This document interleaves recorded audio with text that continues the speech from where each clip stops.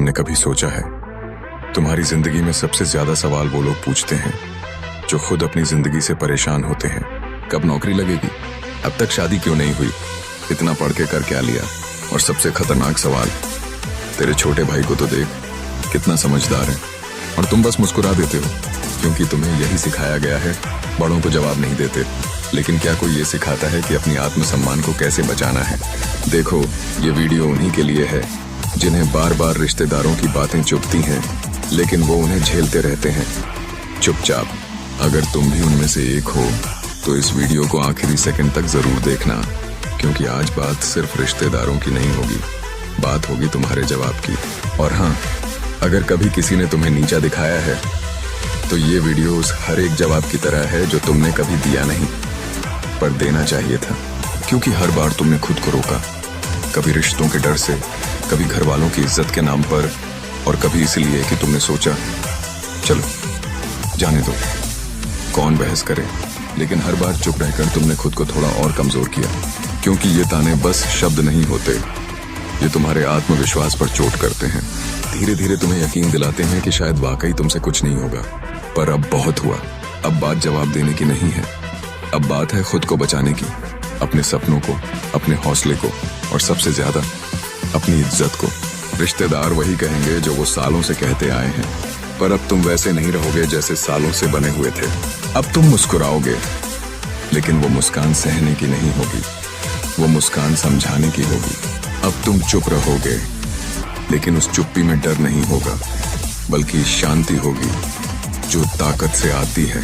अब जब अगली बार कोई पूछे अब तक कुछ किया क्यों नहीं, तो आंखों में देखकर इतना कहना, क्योंकि मुझे दिखाने की नहीं, बनाने की जल्दी थी। अब सुन, जब कोई रिश्तेदार ताना मारे तो सबसे पहला काम, सीधा जवाब मत देना। पहले उन्हें उनके ही सवाल में उलझा दो।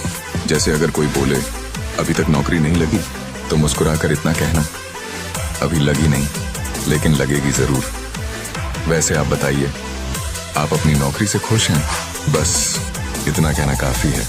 तुमने सवाल का जवाब भी दिया और उनकी पोल भी खोल दी, बिना बदतमीज हुए।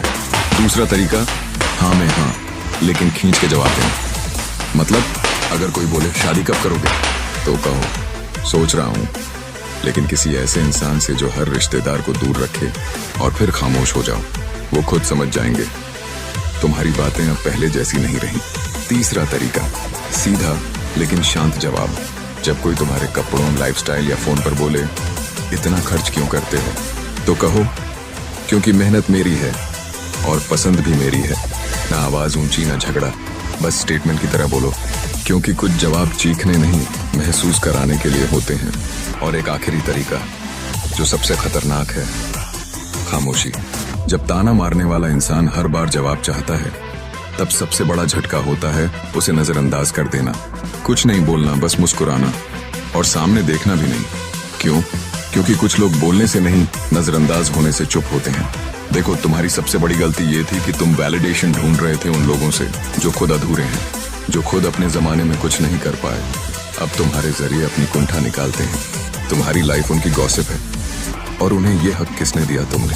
हर बार जब तुमने चुप रहकर सहा, हर बार जब तुमने सोच लिया बड़े हैं, जाने दो, हर बार जब तुमने खुद को छोटा मान लिया, वो बड़ा बनते गए तुम्हारी जिंदगी में।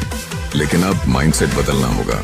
तुम्हें समझना होगा कि जवाब देना बहादुरी नहीं है, जवाब कब और कैसे देना है, ये असली समझदारी है।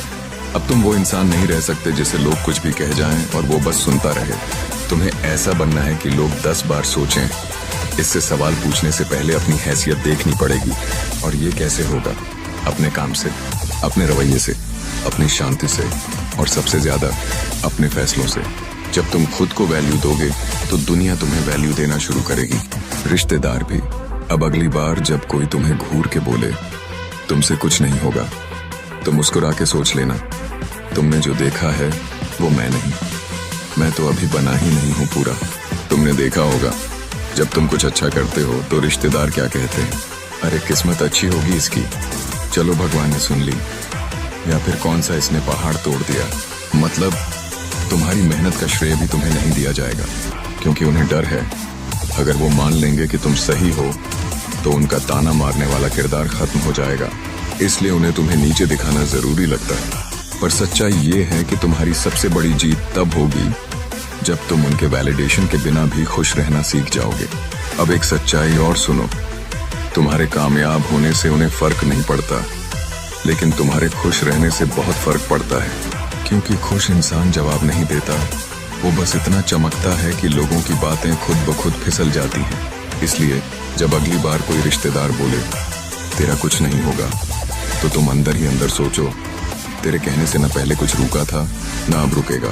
अब वक्त आ गया है कि तुम अपने डिसीजंस, अपने गोल्स, अपनी आइडेंटिटी किसी रिश्तेदार की जुबान से नहीं, अपने अंदर से तय करो। क्योंकि जो लोग आज तुम्हें नीचा दिखा रहे हैं, कल वो ही कहेंगे, अरे हमारा तो शुरू से विश्वास था इसमें। तुम्हें उनके वैलिडेशन की जरूरत नहीं है, क्योंकि अब तुम अपनी पहचान खुद बना रहे हो, धीरे धीरे लेकिन ठोस कदमों से। और याद रखो, हर जवाब जुबान से नहीं दिया जाता। कभी कभी तुम्हारा साइलेंस ही सबसे ऊंची आवाज बन जाता है। वो आवाज जो उन्हें सुनाई नहीं देती, पर उन्हें महसूस होती है। तुम्हारी चाल में, तुम्हारे आत्मविश्वास में, तुम्हारे आंखों की चमक में। अब तुम पहले जैसे नहीं हो।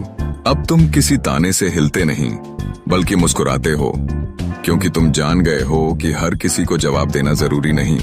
कुछ लोगों को इग्नोर करना ही असली जवाब होता है। और अब अगर इस पूरी बात ने तुम्हारे अंदर कुछ हिला दिया है, तो रुकना मत। बदलो खुद को, अपने रवैये को और अपनी सोच को। रिश्तेदारों की बकवास रुके या ना रुके, तुम्हारा रास्ता अब नहीं रुकेगा। हर बात पे जो टोकते हैं वो रिश्ते नहीं होते, जो जहर घोलें जुबान से वो अपने नहीं होते। खामोश रहकर हमने इज्जत बचा ली थी, वरना जवाब देने का हुनर तो हमें भी आता है।